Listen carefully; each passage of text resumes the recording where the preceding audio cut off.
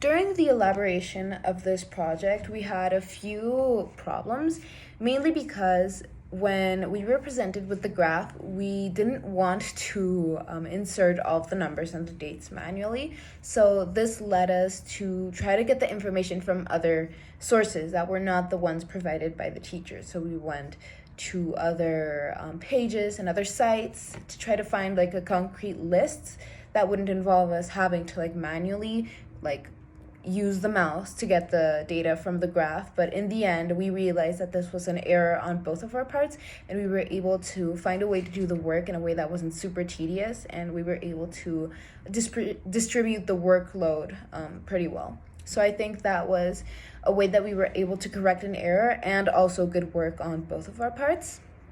And I think we both lost motivation for this reason why we were making the project. But we said, you know what? If we have 3 days to do this project, that's because it's a project that can be done in 3 days, you know?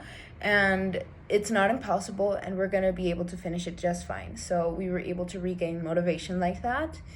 And I think we were both pretty respectful, because sometimes, like I said in the beginning, we did disagree on how to do some things, but we were able to reach an agreement and make a project that I at least am happy with. I think we both are. And if I were a volunteer in Africa, I think the main thing that I would bring to the table is the knowledge that I have, because we are viewing this conflict from the future. So maybe at the beginning they didn't know how bad it would be or how to prevent it. But knowing what we do now, I think that information would be the main tool that I would bring to the table.